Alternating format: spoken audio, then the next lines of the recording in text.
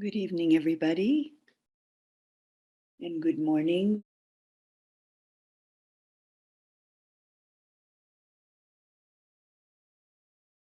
So this evening, Kristina will be offering us a Dhamma talk, and I will offer the refuges and precepts in just a moment. So settling in so you can chant them with me.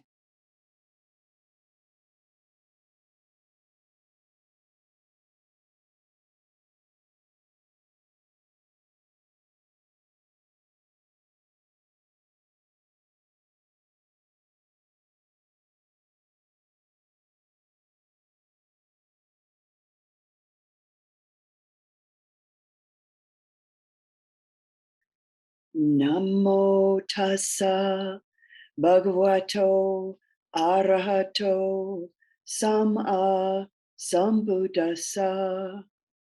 Namo tassa bhagavato arahato samma sambuddhassa. Namo tassa bhagavato arahato samma sambuddhassa. Buddham saranam gacchami. Dhammam saranam gacchami. Sangam saranam gacchami. Dutiyampi buddham saranam gacchami.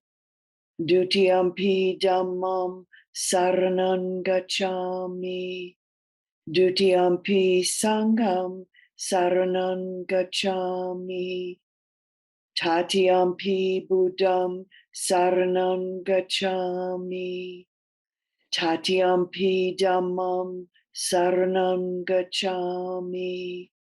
Tatiyampi sangam saranam gacchami. Panatipata veramani sikapadam samadhiyami. Adinadana veramani sikapadam samadhiyami. Abramat brahmacharya veramani sikapadam samadhiyami. Musawada veramani sikapadam samadhiyami. Sura meraya majapamadhatana veramani sikapadam samadhiyami. Nacha gita wadita visukadasana malaganda vilepana dharana mandana vibhusanatana tana veramani sikapadam samadhiyami. Uchasayana mahasayana veramani sikapadam samadhiyami. Everybody, idam me silam maga palanyana sa pachayo otu.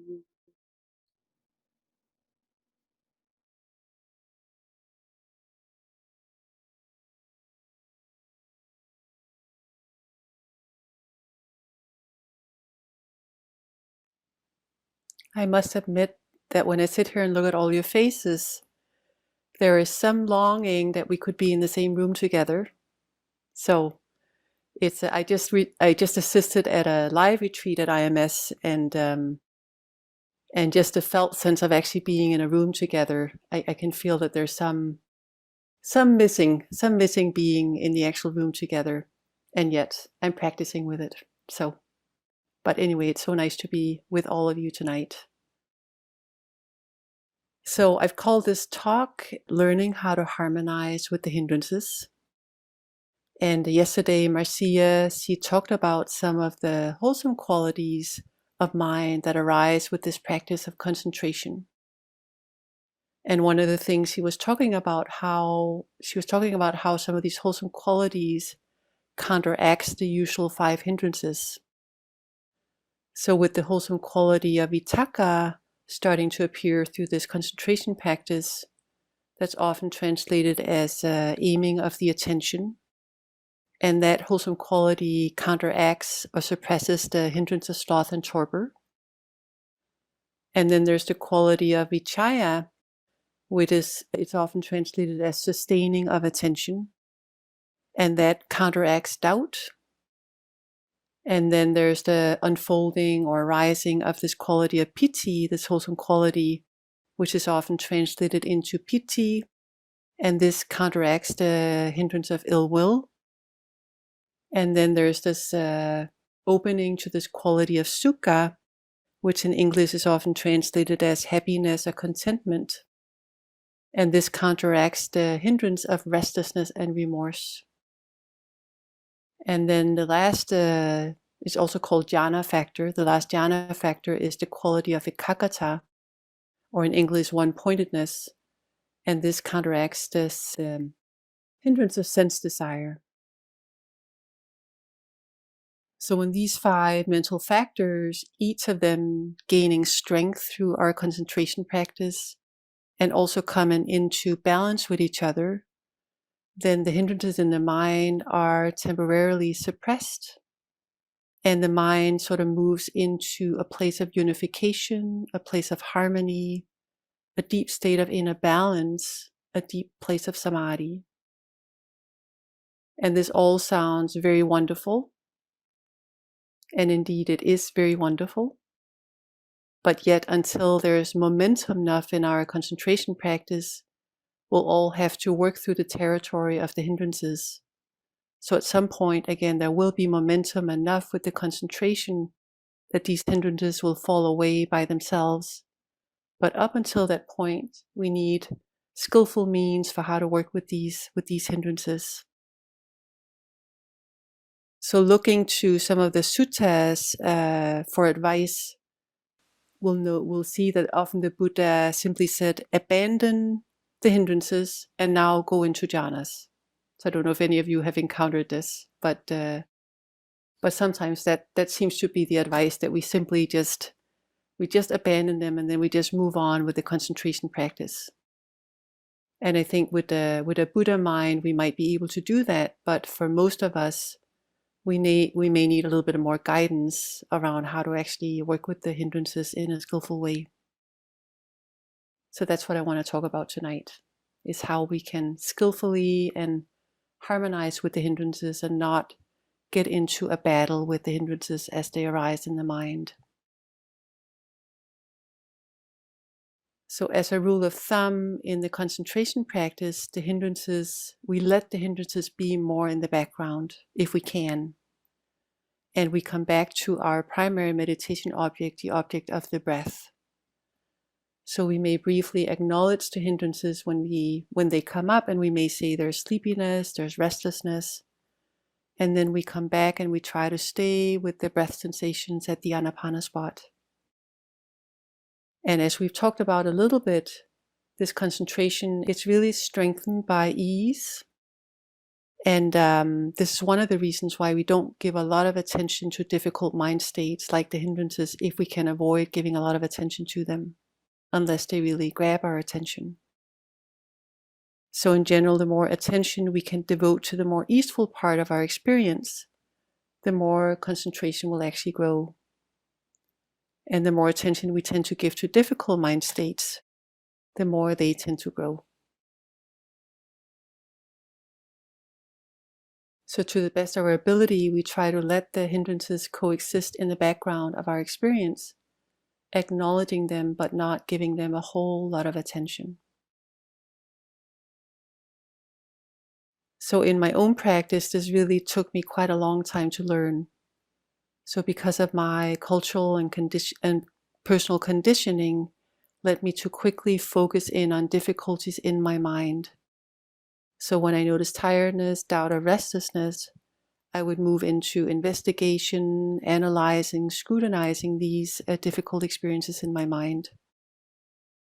So it actually did come from an intention of wanting to honestly look at the difficulties in my mind. But in the way that I was looking at my difficulties, there was a subtle aversion in it, a subtle criticism of my experience. And this actually led to more difficulties arising in the mind.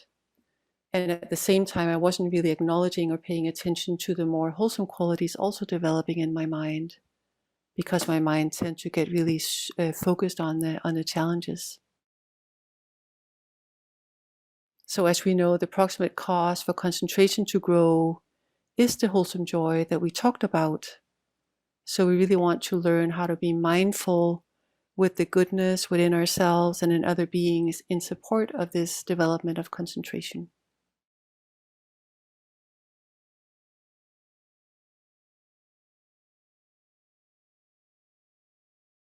So one of the things that's helped me with the hindrances has been to engage with them in a way that I have called harmonizing with them.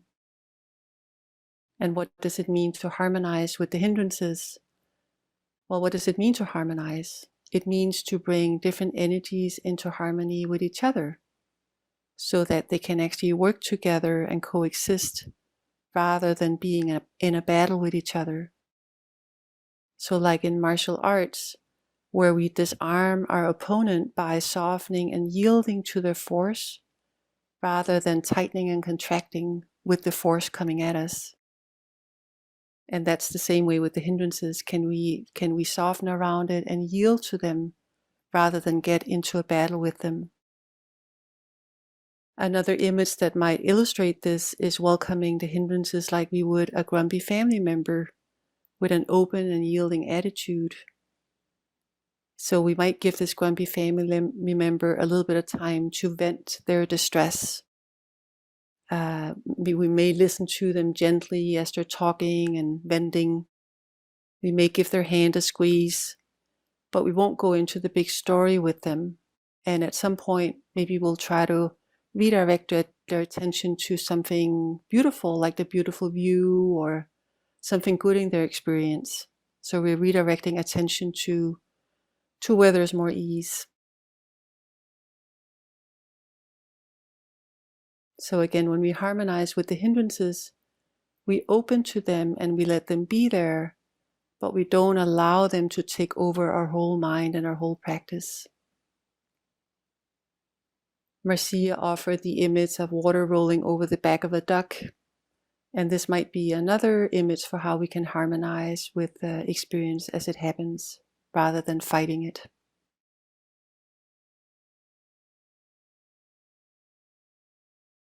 So sometimes we can let the hindrances simply be in the background while we continue attending to our primary object, the breath. But other times, as we know from our practice, they really tend to grab our experience. And we can't just let them be in the background because they're so strong. And then we need some remedies for how we can actually work with them skillfully when they really are grabbing our attention. So I want to give a little bit more attention to the individual hindrances and how we might recognize and work with them. So some years ago, I sat a retreat where I was actually practicing mindfulness of the body through this whole retreat. But of course, I would still open to what would arise in the mind, but I would investigate it or explore it as an embodied experience. So how was this particular mind state actually felt within the body? And this meant that I also got to explore the somatic or the energetic dimension of all the hindrances. So that's what I want to share with you, just because it's one way to know them and to work with them, is how are they somatically, energetically felt in the body. So again, this may or may not be of help to you. So the first hindrance is called greed or sensual desire.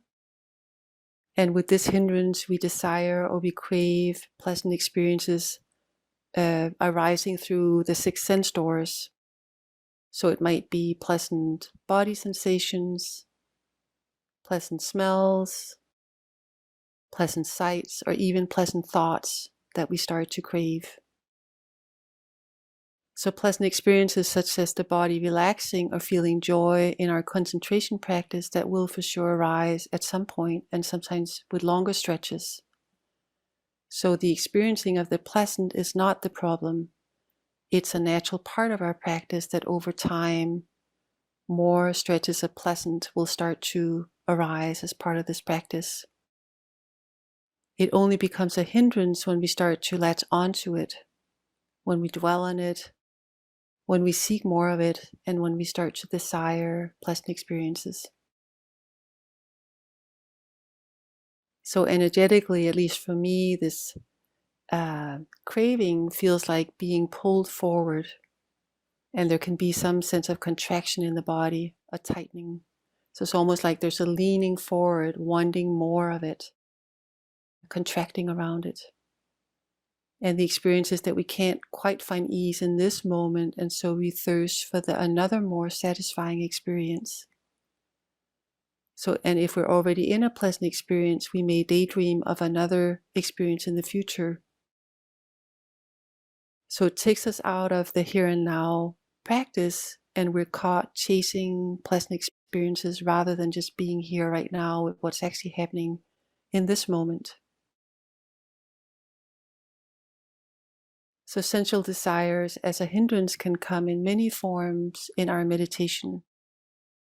One of the ways that we probably all know it is like longing for the next cup of tea, or thinking about lunch in our practice. Or maybe we spend a lot of time planning our next walk, where we will see beautiful sights or go to a special place. Or maybe we think about the chocolate that we will have later on this afternoon when we're feeling bored in our practice. If our current meditation practice is pleasant, we may even start to think about all the future retreats that we're going to do. So it's like we can't quite settle into, okay, there's some pleasant in this moment, some joy or well-being in this moment. Quickly we start making a plan about how we're going to secure it or have more of it in the future.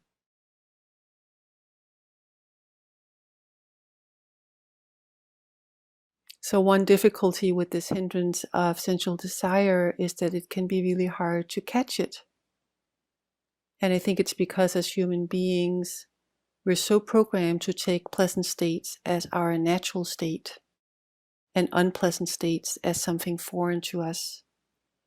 So when we feel a pleasant experience, it feels like, oh, I'm home now. This is how it should be. And when there's unpleasant, it's like, this doesn't belong. It shouldn't be like this. And when we have pleasant, then we quickly identify with it and we think, okay, finally it's here now. This is how it should be. Now I finally got it. I'm home. This is a home run. This is exactly how my life should be from now on. Some years ago, my partner and I watched a program called Alone. And it's a reality show about a group of people going out to an island, and then they don't get any food, but they have to survive on whatever they find out there, whether it's plants or they catch a fish. They have to survive on whatever they can find. And it was really interesting noticing this pattern, this very human common pattern of latching on to a pleasant experience. So when these contestants would catch a fish and they would be interviewed on this program, you could just see that, immediately a very difficult stretch of time went to a very pleasant experience. And it was like, okay, now I got it. I finally found the way to secure my happiness. It's going to be like this every day. And, because now I got this fish and everything is going to be good from here on. And because we were sitting at home in our living room watching this, it was very easy to see what was happening with the minds of these contestants. But looking at our own minds, we can also recognize that my partner and I could recognize we do exactly the same thing. As soon as we have some level of pleasant, it's so easy to say, okay, now my life is good from here on. Everything is fine. I've got it. And so we developed this little saying amongst ourselves, I've caught a fish. That's how we remind each other of, how we might be identified with a pleasant experience.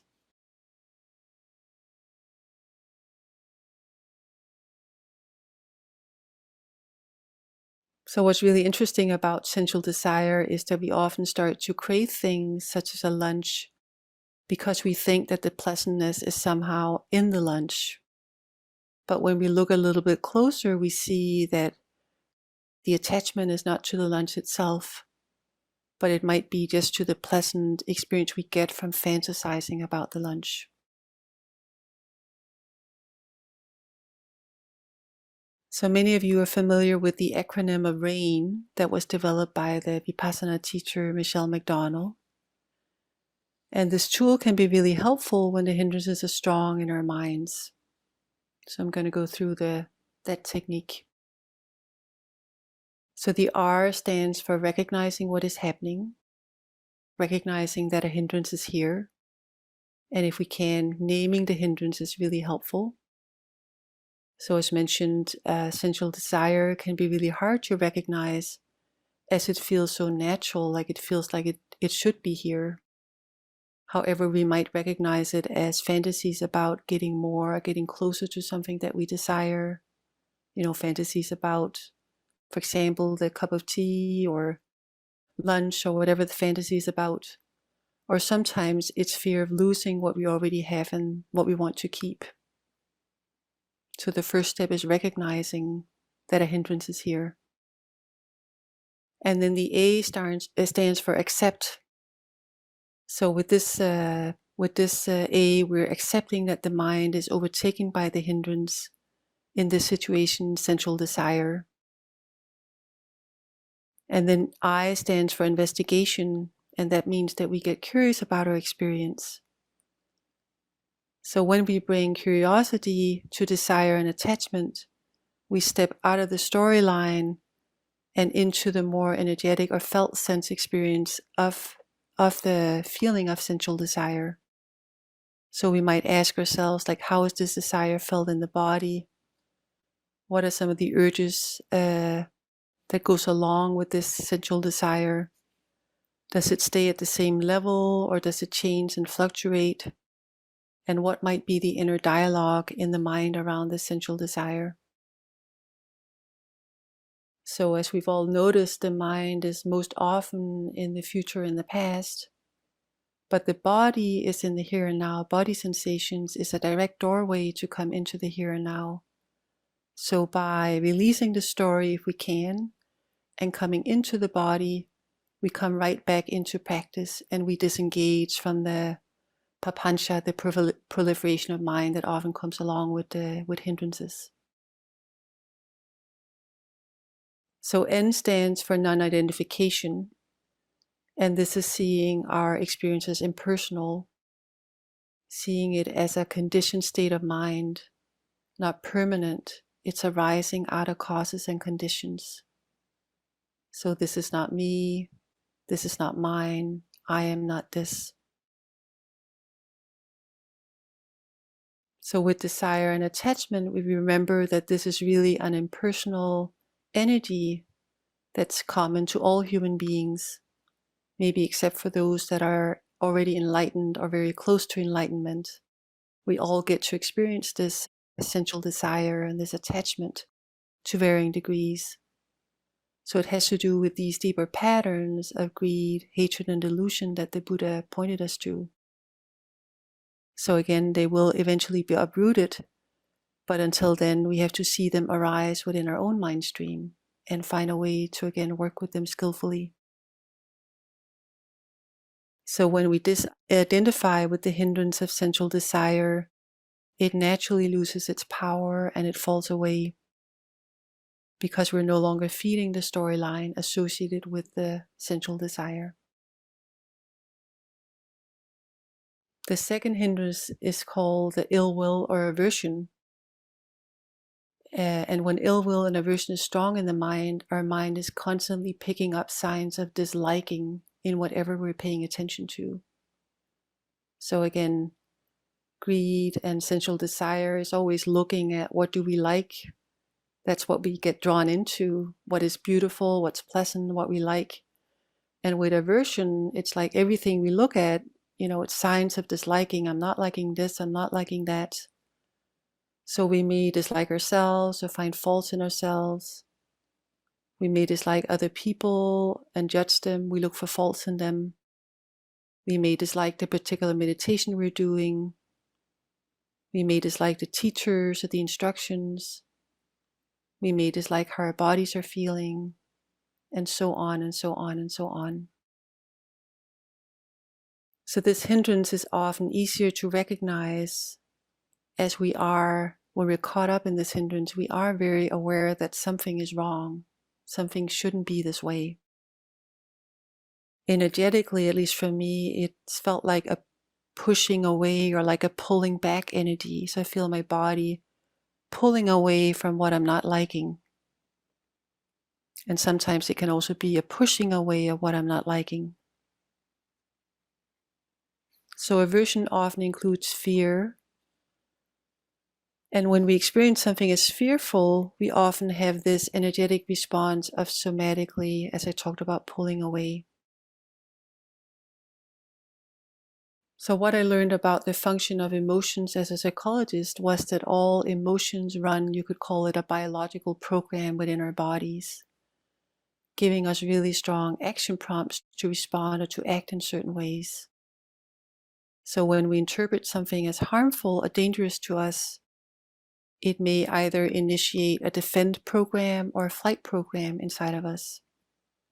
So with the defend program, again, we push away or we attack.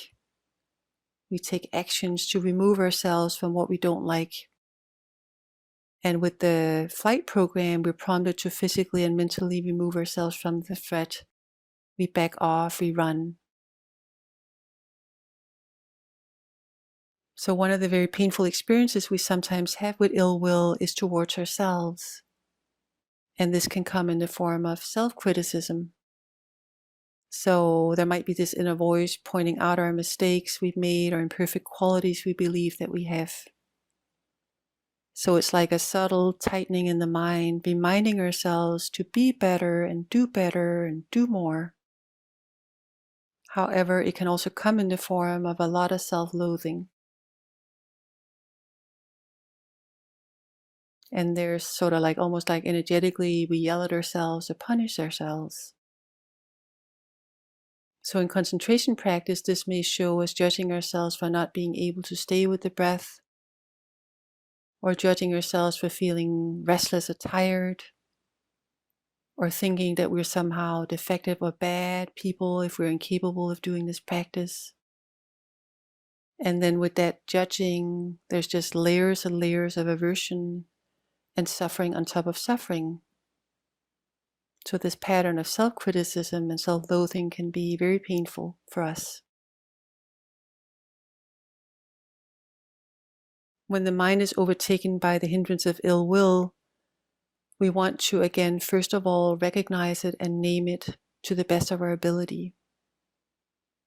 As mentioned, it can be known as critical judging or angry thoughts, either towards ourselves or towards others.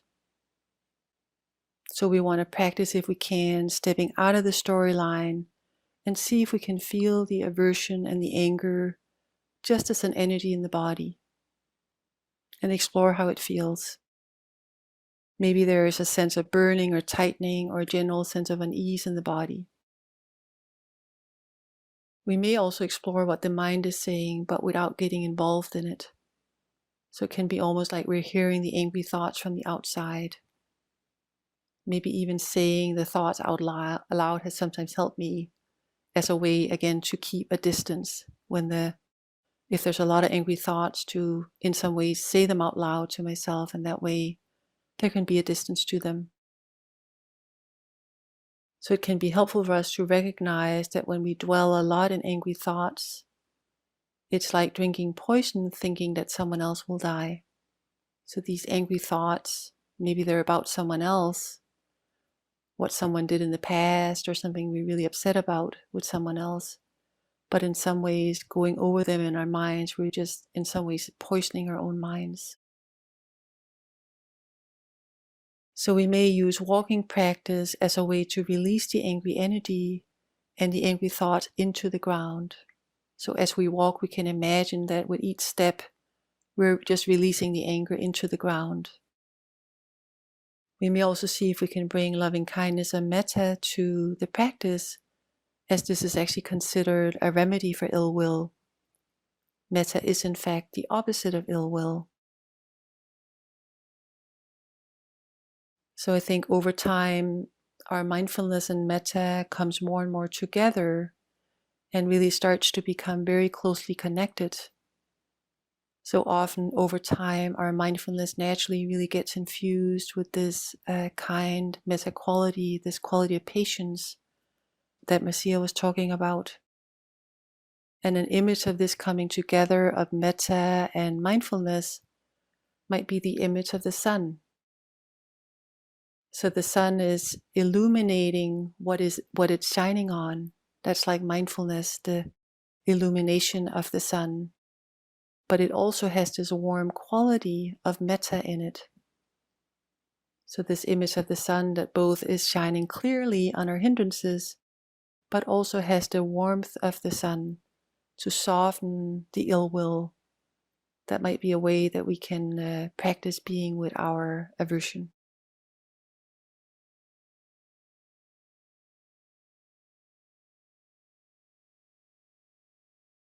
So sloth and torpor is often felt like a sinking or heavy energy in the body. Sometimes we can actually feel sleepy or very drowsy, and other times it manifests as a spacey, calm mind. So in concentration practice, we may notice sloth and torpor when we start drifting off the anapana spot. And maybe altogether we forget what we're doing. So we might be in this calm, relaxed place, but we're not actually very present with what our primary object is, the breath. Energetically, it manifests often as a sinking, quiet energy. And for some of us, this is very pleasant. For other people, it might be unpleasant. So I think we're so busy in our daily lives, multitasking and doing many things at a time. So when we settle down and retreat, what we're paying attention to is much more simple, much more subtle than what we usually pay attention to in our daily lives. So in some ways we have to adjust to the level of subtlety that is actually here in our practice. So as the Buddha taught us, a common reaction to neutral experiences that we space out. Again, from a nervous system perspective, as human animals, we're so geared to pay attention to danger or to seek pleasure.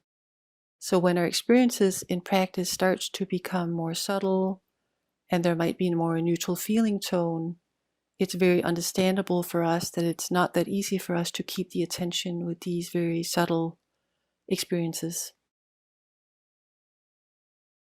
And sloth and torpor can actually also arise as concentration and calm starts to build, and energy and interest has not yet developed to balance out the calmness that's starting to arise in our practice.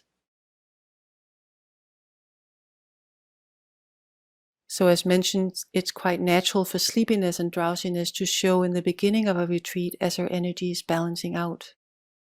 However, sometimes it remains an ongoing challenge for us. So in my own practice, there has been a fair amount of sloth and torpor, especially early on in my practice. And for me, it was really pleasant. I just loved that calm, spacey, sleepy feeling. And what I realized later was that there was a subtle clinging to that warm, relaxed feeling. I thought I was just doing great, but when my teachers would ask me what happened in your practice, it was like, oh, it was very pleasant, it was very good. But I couldn't describe almost a single thing of what had happened during the practice. So at some point I became aware that there was this attachment to pleasant drowsiness. So I had to actually move through the range steps and recognizing that it was pleasant experience I was having in relationship to sloth and torpor, and then accepting what was going on, and then investigating the sloth and torpor in the body and in the mind, just being present with it, seeing it arise, knowing it as it was felt in the body and in the mind. And then at some point, the mind let go because it could see that this really wasn't forward leading. it was very pleasant, but it really didn't take me deeper into my practice. So for other people, sloth and torpor may be really unpleasant, and they may be resistant and aversive to sloth and torpor.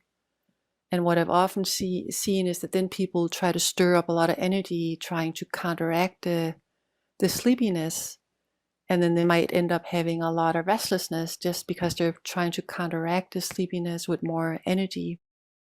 And often this doesn't work either. So knowing sleepiness and knowing that there might be aversion to it and identifying that and being present with that, that's really how we can release some of these patterns in the mind. So once we are aware of what's happening, that there might be sleepiness or there might be either clinging to it or aversion to it, then we can work more directly with it. So we may go for rigorous walks. We may do some invigorating body practices. We may say the metta chant can be very invigorating, inspiring. Or we may open our eyes during meditation as a way to, Marcia often has said, try to turn towards the light. So that's one way that we can sort of stimulate ourselves is maybe even opening the eyes and taking in some light. So the fourth hindrance is called restlessness.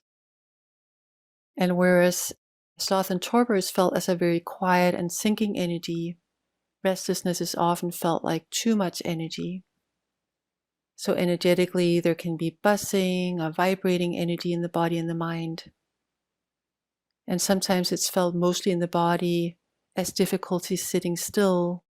And other times it's felt in the mind as just a lot of excited planning for the future.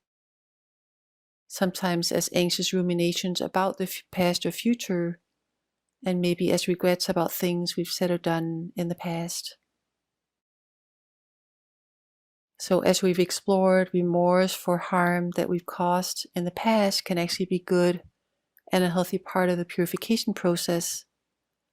But if it's accompanied with a lot of unhealthy self-judgment, self-aversion, it just often leads to a lot of spinning, restless mind. So it's just like we're repeating all the wrongdoings without actually moving through a forgiveness or letting go process.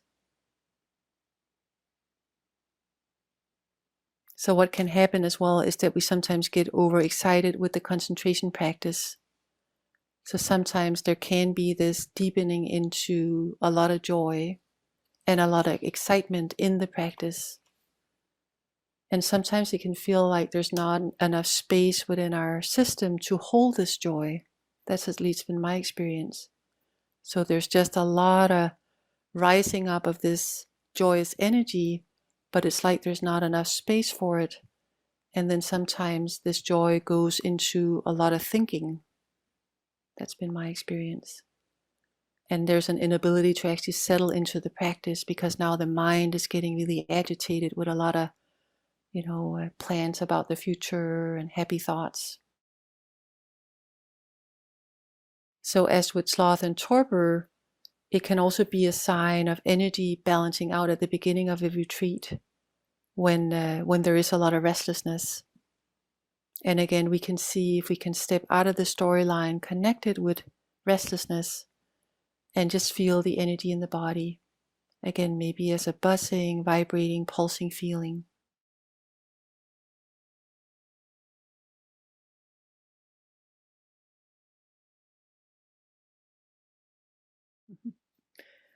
The last hindrance is the hindrance of doubt.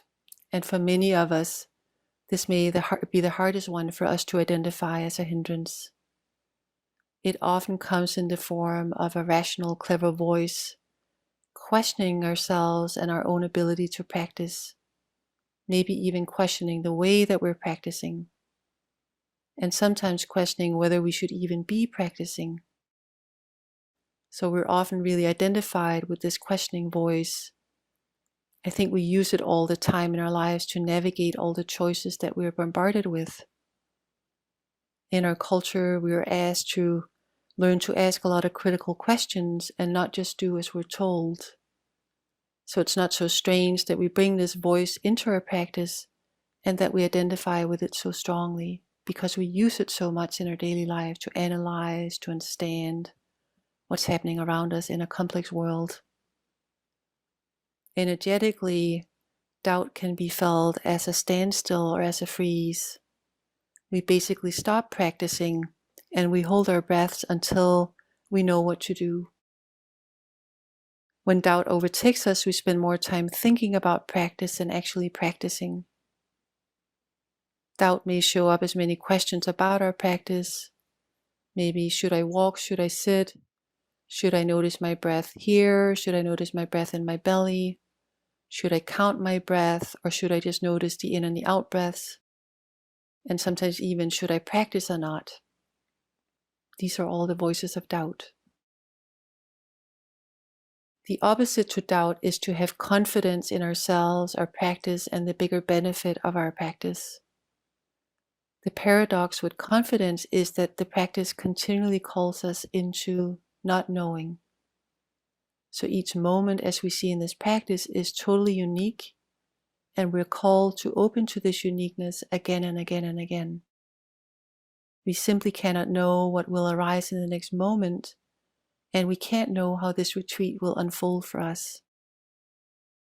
All we can know is that we continually practice with an open mind and an open heart, opening to the unfolding of our experience. So we have to put aside our usual habits of needing to know, judging what is happening, analyzing if it's good or bad. We must trust the meditation process described by the Buddha and the practice instructions suggested in our tradition. And over time, we start to develop our own confidence, our own direct confidence in the teachings and the practice that we do. We start to see for ourselves that they work just the way that the Buddha described. So knowing doubt as doubt can be really challenging, as we often are identified with this questioning, analytical inner voice. But it can be known as a standstill in practice, where we're not actually practicing, but we're engaged in just a lot of reflection. We can often take a moment and say, I wonder if doubt is here.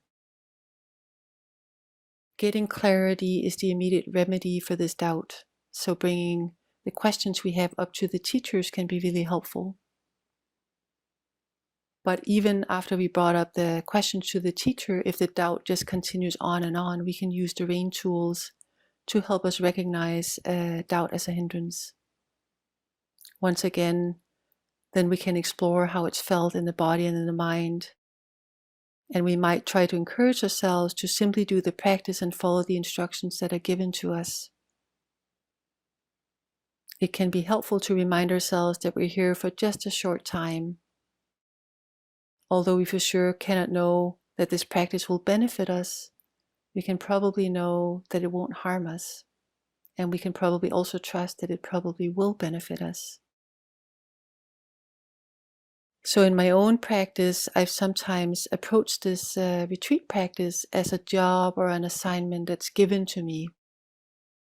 So again, it's when I think about it as a job and an assignment that's given to me, it's not really up to me to question whether I should do it this way or that way, or whether I should even do it. Then I can simply attend to it as an assignment to the best of my ability. And that way I take that doubting voice out of the equation, and I just put my full trust in the Dhamma and the Buddha and the Sangha, just basically following the instructions to the best of my ability. So I wanted to talk a little bit more about how to work with strong emotions. We've already touched on it a little bit, but I had a few more suggestions for how to do this. So that could be working with strong anger, working with strong fear, working with shame, or working with sadness. So as we come into retreat, difficult things that's been happening in our lives before entering retreat will most likely come with us into our meditations. We may be going through a breakup. There might be illness within ourselves and in other people we care about. There might be financial trouble or challenges in our living situation. And sometimes we are impacted by and we worry about bigger societal issues, climate change, health crisis, political tensions, oppression and discrimination. All of these bigger issues might come up and weigh on our minds in the practice. Other times it might be deeper emotional wounds that are stirred up in the practice, maybe painful memories from childhood or from other parts of our lives are surfacing during our practice. So as we've talked about, Marcia talked about it yesterday as well, this practice really is a purification process. And what is true of any purification is that nothing will actually get purified unless the impurities come up to the surface and we actually let them move through.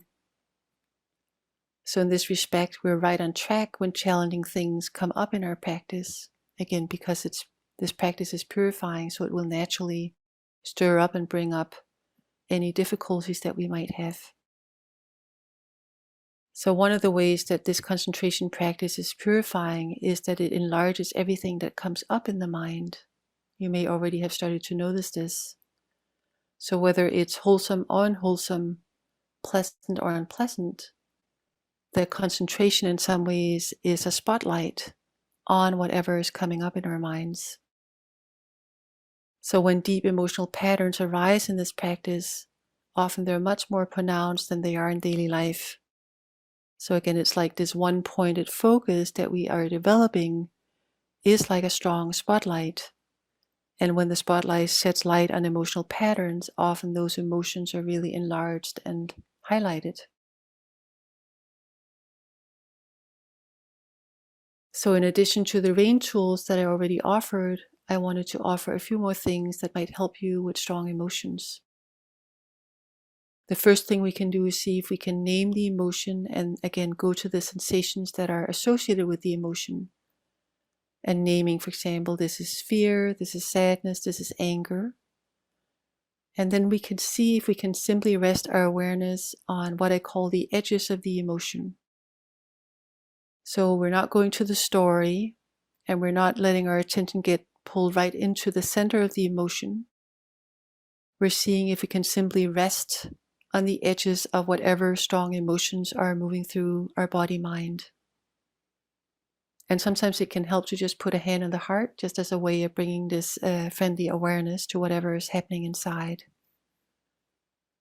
So with this technique, we're by bringing this friendliness and this kind of awareness to the edges of the emotion can simply move through the body-mind without us re-triggering it or giving it more energy through a story or by really going into the core of the emotion. So we're not adding to it and we're not rejecting it. When emotions are really strong, it can also feel like we're caught in some big storm. And another technique is that we go right to the center of the storm. So you could think about it as we go to the center of the hurricane. So like there's a point of stillness within a hurricane, there might be a point of stillness within some emotional storm that's moving through your body-mind. And maybe the breath, and even the breath at the Anapana spot might be this point of stillness within a storm. So again, can we just let everything be as it is? Can we let the storm be as wild as it want to be? But reconnect with this sense of there might be a center of this hurricane. The third thing we can do to create a bit of space around intense emotions is to bring attention to extremities in the body. So this is often when it's really overpowering and we're moving through a lot of difficulties. And again, often attention tends to get pulled right into where there's difficulty, but we can skillfully use our attention and bring, for example, our attention to our hands or to our feet, or just the sensation of sitting on our seat might be a way that we create a counterpoint to whatever strong sensations or strong emotions moving through our body. So in that way we give space for any painful feelings to settle down on their own.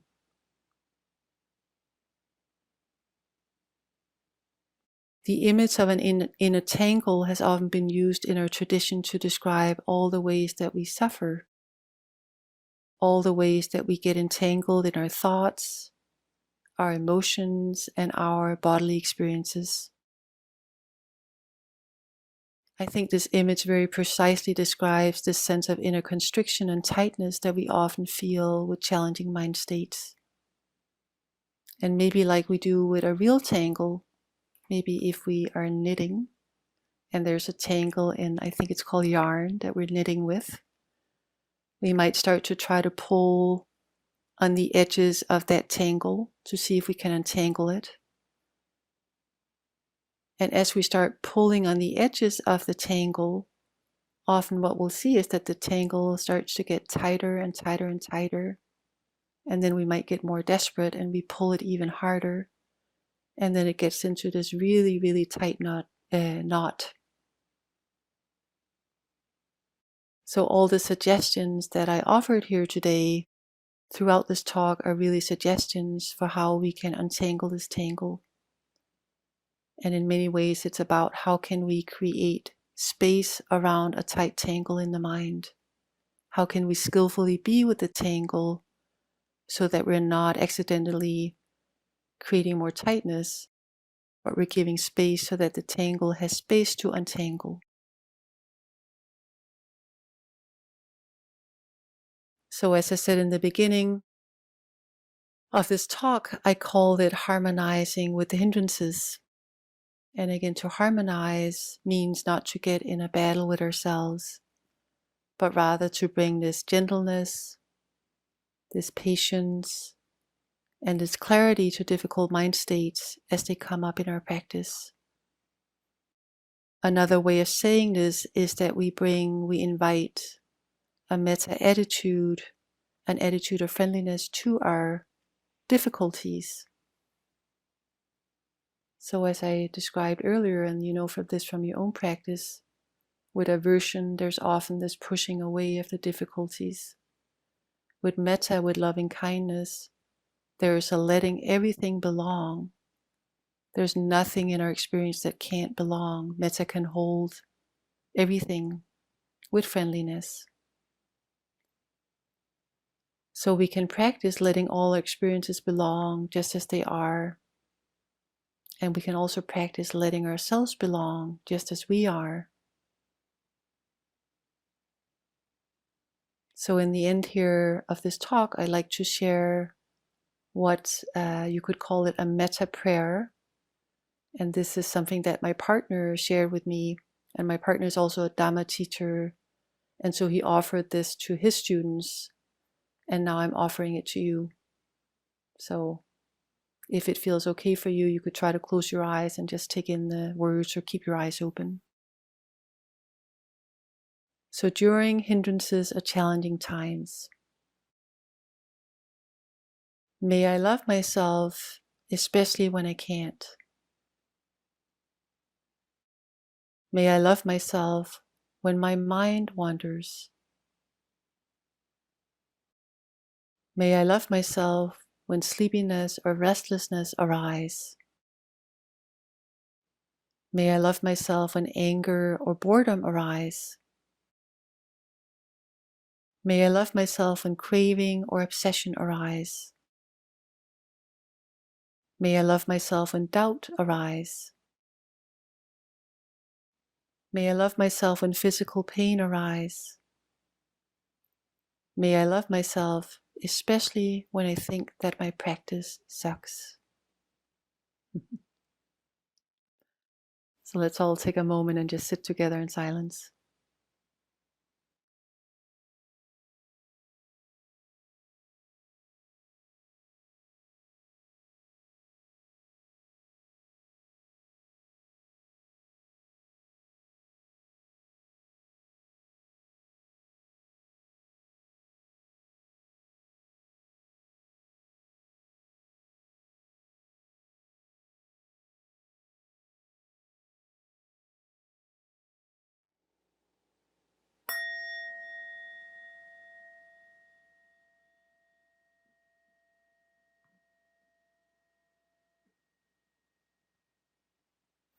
Thank you for listening to the Dhamma.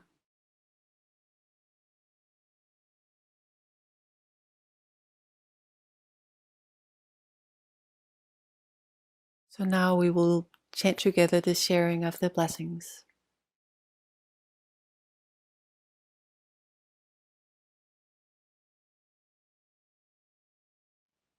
Through the goodness that arises from my practice, may my spiritual teachers and guides of great virtue, my mother, my father, and my relatives, the sun and the moon, and all virtuous leaders of the world, may the highest gods and evil forces, celestial beings, guardian spirits of the earth, and the Lord of death, may those who are friendly, indifferent, or hostile, may all beings receive the blessings of my life.